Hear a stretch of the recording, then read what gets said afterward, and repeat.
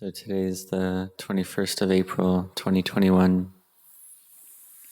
We've come together with the firm intent to practice, to train and instruct our minds.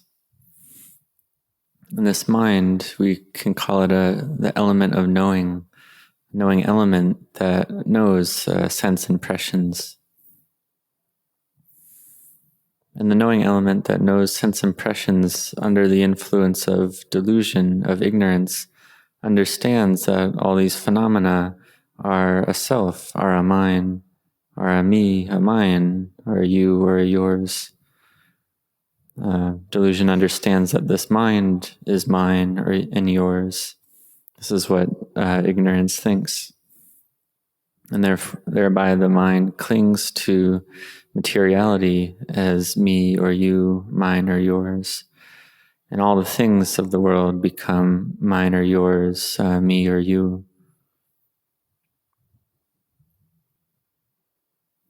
So we've seen that it's natural, it's the way of nature for beings to leave the world, for people to die. And we see that all the things of the world, they really belong to the world. And it's the deluded mind clings to them, clings to all these things of the world that really just belong to the world. We can look at, for instance, the solar system with the sun in the center. The sun has great gravity, so all the things in the solar system are under the influence, are caught in the sun's gravity. So we can say that there's nothing free in the solar system. It's all caught in the gravity well of the sun. And we see that the mind with clings to all these elements of earth, air, fire, and water, clings to them as self. So we see just like the solar system where things are influenced by gravity, the gravity of the sun. So the mind clings to things, the things of the world, but actually the things of the world belong to the world. You can't take them out of the world. And so the mind thinks that all these things of the world are really a self, a me, or a mine. This is ignorance. It's like if we watch a movie or TV show, and this is something that people do more and more these days. People watch more and more TV, more and more movies, and we watch what we like. We have a liking for various shows or movies. And we can see that if there's no villain in a show, then that show has no flavor. And it's normal for the mind to watch these shows with clinging, have clinging to them. This is just how shows and movies are. So similar with our own lives, we watch our lives and we cling to them, just like we cling to the media of movies or shows. And anytime there's clinging, this is when there's delusion, when there's ignorance in the mind already. So we're born in the present moment, and we have clinging in the present moment, and therefore we have suffering in the present moment as well. And if we have clear knowing, if we have wisdom, then no suffering arises. Dukkha is abandoned, and this is the experience of nirodha, cessation.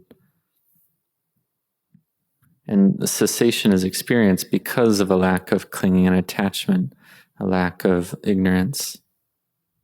So we see that this clinging and attachment is something that we should cut off, that we should abandon, and we seek to know cessation clearly. In order to know this, we walk the path of virtue, collectedness, and wisdom, this Noble Eightfold Path, which is the path to cut off craving and attachment. And the fact that we're able to cut off clinging and attachment in the mind is we can say, a miracle of Dhamma. So therefore we need to practice. Separation from the loved is the way It's the way of the world. So whatever things we like, whatever we attach to, those things, they must change, they must alter, we must become separated from them. So we see that all the things of the world are impermanent, ever-changing. And whether it's a material thing that's not alive or a living being, it's impermanent all the same. So we see in the present time with the COVID pandemic, many people are dying from the COVID virus. And we have likely heard a lot about this in the news. And we can reflect back to the Buddha's time. Many people also died from various diseases and pandemics. Even sometimes entire cities were filled with the bodies of the dead from various diseases that swept through various epidemics. We can read this in the suttas. So we see that in the present we have the COVID pandemic, and 2,564 years ago, the Buddha entered Parinibbana. So for that whole time, so now 2,564 years later, we still have pandemics. We still have people dying from disease. So people born in this present time, perhaps they haven't seen any pandemics like the present one, even those 60, 70, or 80 years old. Maybe have never seen a pandemic comparable to the current one. But they have occurred since the time of the Buddha. And so we see that this separation from the loved, separation from friends and family, this is just the nature of impermanence, the nature of uncertainty. So we contemplate sankharas, conditioned formations, constantly in this way, seeing that all conditioned things are impermanent, are unstable, unsure. That all conditioned things are dukkha, suffering. They can't sustain themselves, they can't last. And all conditioned things are not a me, not a mine, not a self. And we can see that that which is permanent is impermanence. The nature of impermanence is the only thing that's permanent. And that which is sure is that everything is unsure. That which is stable is that everything is unstable. So may you contemplate this deeply, to see this clearly and deeply. And seeing this clearly is seeing the Dhamma. Seeing that all phenomena arise, stay for a little while, and pass away. And that this is the way of nature. Seeing this is seeing the Dhamma. So practice in this way. Train your mind to be collected in samadhi, which we can call a correct and firm establishment of mind. And this correct and firm establishment of the mind is setting the mind firmly. And once the mind is collected, then contemplating.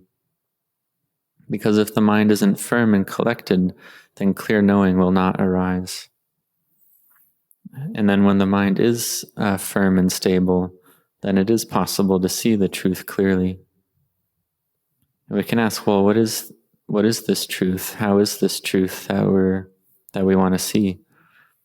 So we can recollect that the Buddha taught that the body is impermanent, ever-changing. It's stressful. It's something not beautiful. It's not a self, not a me or yours. But the mind clings to it as a self. And so we see this as wrong view. So we seek to know the Dhamma, to understand the Dhamma. And we've seen the way to go already.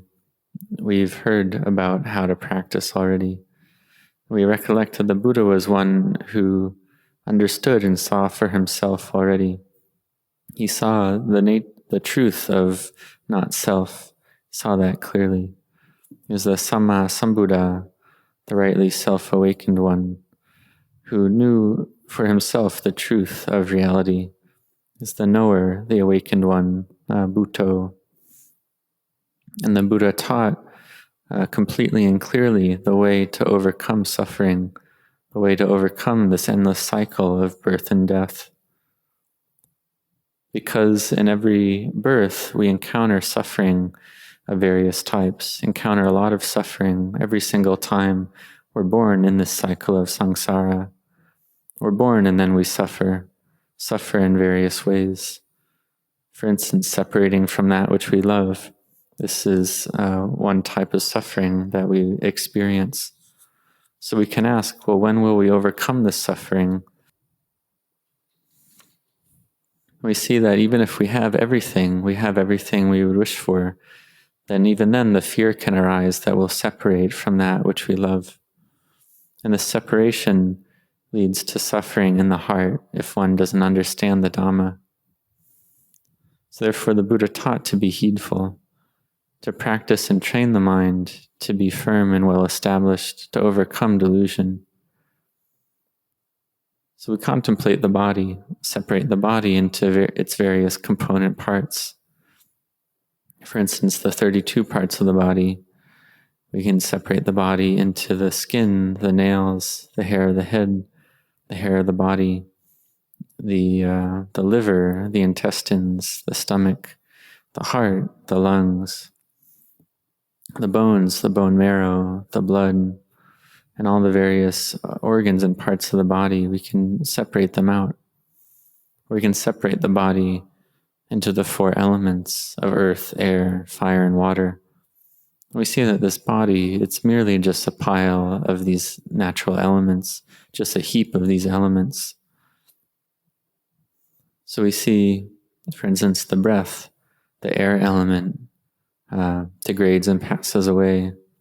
The water element degrades and passes away. The earth element degrades and passes away. The fire element degrades and passes away. And we see really there's nothing there.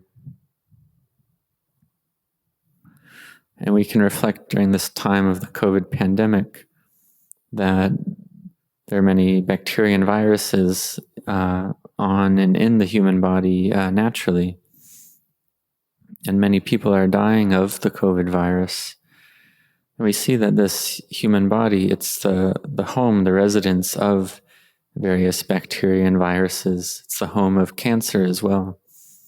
And just like bacteria and viruses, cancer can end up destroying the body, causing the body to die. And when the body gets sick in this way, then all of one's friends and loved ones can't help one. They can't save one from that situation. So we see that the bacteria or viruses in the body, they live in the body, they are born and replicate in the body. And they use the same body. So this body, we think of it as our body. It's my body or your body. But the bacteria also live in this body. So who do the bacteria belong to? They come and use the body, but they don't ask for permission first. They live in the body and they use it just as we use the body as well. And so we end up competing with them or fighting with them to use the same body. So we can see that really this body, it's something we just use temporarily. It's just a heap of earth, air, fire, and water that we use temporarily and then leave behind. So while we're using this body temporarily in this way, we use it to build goodness, to build spiritual virtues, to build parami, to develop our mind to be higher so that we don't have to return and be born again.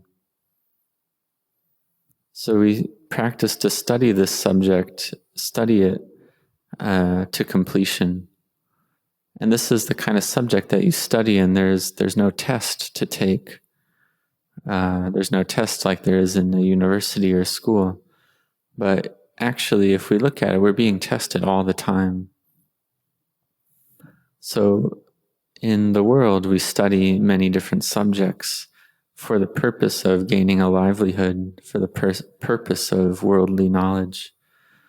But this Buddhist subject, this Buddhist knowledge, it's something that we study to completion. We study to finish it, to understand it. To understand that materiality is impermanent, suffering, not self. We practice to reduce our clinging and attachment, which is the cause of suffering, to see clearly that all the things of this world are not a self, not a me, not a mine. We see that problems arise because of this sense of self. If we have a positive or wholesome sense of self, then we can have happiness and pleasure. We have generosity and virtue. We have metta to those around us and to ourselves. And then we're able to live in harmony together. However, when the sense of self becomes bigger and bigger, then we end up harming each other and harming ourselves. This is giving rise to all the problems that we see. Therefore, we must train our minds, must have effort and diligence in training our minds. For instance, we use the shamatha kamatanas, the objects of mind, to train the mind to be tranquil. For instance, chanting itipiso, the praises of the Buddha in Pali, or repeating Buddho Dhammo Sangho, which is also a shamatha object for peace and tranquility.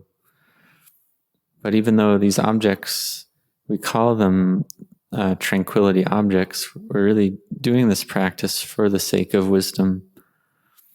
So we can also use as our meditation word anatta, anatta, or rupa, anatta, rupa, dukkha, rupa, anicca. So materiality is impermanent, or form is impermanent, form is suffering, form is not self. So we can repeat these meditation words in our native language, such as English, or in Pali. We can repeat anatta, anatta, or repeat not self, not self, not self, or repeat rupa anatta, nama anatta. Materiality is not self, mentality is not self, not self, not self, not self. And so we see the body degrade and disintegrate. We see these four elements disintegrate and degrade. We see this clearly, and when we see this clearly, the mind is bright, luminous, and radiant. And there's no need to fear this experience. There's no need to be afraid at this point. It's just a mind that's bright and luminous. This comes from samadhi, from collectedness. We may even have a nimitta, a clear mental image of the body as a skeleton and the body falling apart, all the bones falling apart. And this is seeing the nature of reality, seeing the Dhamma. So the mind that sees this is seeing the Dhamma. But the first time you see it, it may not be truly seeing the Dhamma. It may just be coming from peace and tranquility of mind. But with this mind that's tranquil, then you can see the nature of not self again.